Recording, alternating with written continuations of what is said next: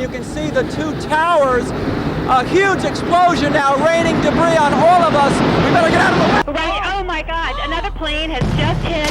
It hit another building. Flew right into the middle of it. Explosion. My God, it's right in the middle of the building. Sir, These are going to be severe. do you believe that was there another set of explosions that caused the buildings to collapse, or was it the structural damage caused by the planes? I don't know. I saw the first collapse and heard the second because I was in a building when the second took place. I think it was structural, but I cannot be sure.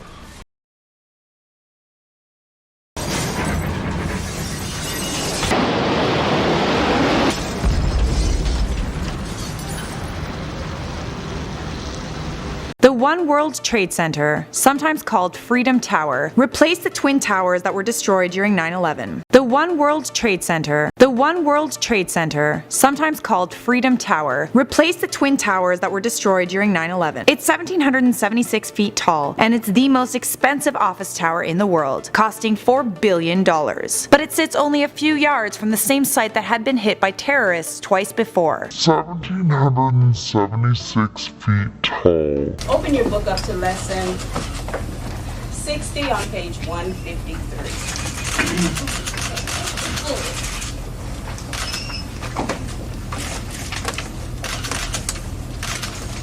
At the count of 3, everyone should be on page 153. I had the pleasure of working pretty much with every prime minister of Israel, from Yitzhak Shamir forward.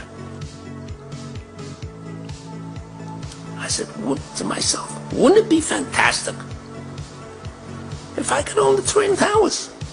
We got very, very lucky. The governor of New York, George Pataki, decided one day that maybe it would be good to privatize the ownership of the World Trade Center. So I got a call from the governor's office, and they said, would you ever consider owning the World Trade Center? It was very, very good for the family, very good for us, and we were very, very fortunate. On the morning of 9/11,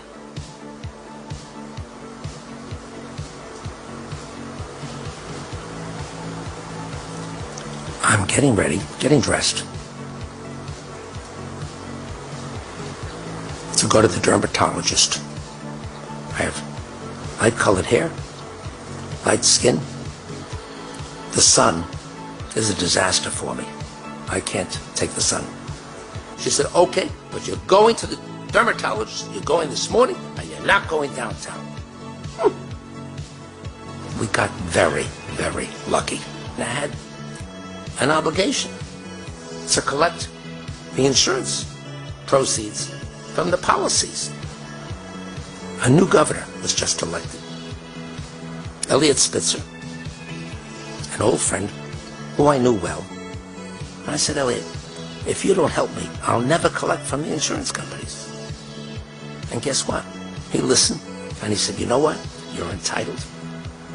I'm going to get you the money. And in 6 months, he got me the $4.5 billion.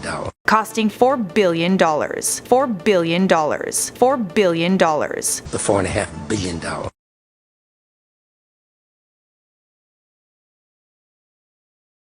Today we've had a national tragedy. 2 airplanes have crashed into the World Trade Center in an apparent terrorist attack on our country. George Herbert Walker Bush came to the White House with an extensive resume. He had been a congressman, ambassador, RNC chairman, special envoy to China, director of the CIA, and vice president. Bush was born to a prominent East Coast Republican family. His father was Wall Street banker Prescott Bush, who later became senator from Connecticut. George entered the Navy following the attack on Pearl Harbor and became the youngest aviator in the Naval Air Corps. He graduated from Yale and moved to Texas to seek his fortune in the oil business, becoming a millionaire by the age of 40. He then entered politics, running for the Senate in 1964 as a Goldwater supporter. He lost that race, but ran for the House in 1966 as a moderate, supporting both birth control and civil rights, while otherwise voting along conservative lines. Bush ran again for the Senate in 1970, but lost to Lloyd Bentsen, and was instead appointed as ambassador to the UN by Richard Nixon. In 1973, Nixon appointed Bush to serve as chairman of the Republican National Committee, and he became a staunch defender of the president during the divisive Watergate scandal. Eventually, even Bush turned against Nixon and told him to resign for the sake of the party. Nixon's successor, Gerald Ford, appointed Bush liaison to China, where he acted as a sort of honorary ambassador.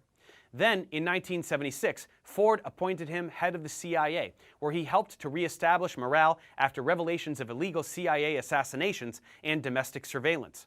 He ran for president in the 1980 GOP primaries, but was trounced by Ronald Reagan, who chose him as his running mate to appeal to the more mainstream GOP Eastern establishment, even though Bush had characterized Reagan's trickle-down economic theories as voodoo economics.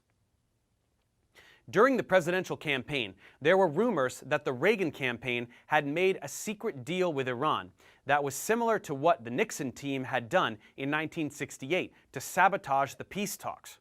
According to former president of Iran, Bani Sadr, the Reagan campaign struck a deal with Tehran to delay the release of the hostages in 1980 until after the election. Their reason was to prevent President Carter's re-election in exchange for weapons to fight Saddam Hussein's invasion of Iran during the Iran-Iraq War. This would lead to the biggest scandal of the Reagan administration, the Iran-Contra affair, which revealed the U.S. government had been selling weapons to Iran and using the proceeds to illegally fund Nicaraguan right-wing rebels. Bush was linked to both the October surprise in 1980 and the Iran-Contra scheme. We have before us the opportunity to forge for ourselves and for future generations a new world order, a world where the rule of law, not the law of the jungle, governs the conduct of nations. When we are successful, and we will be, we have a real chance at this new world order, an order in which a credible United Nations can use its peacekeeping role to fulfill the promise and vision of the UN's founders.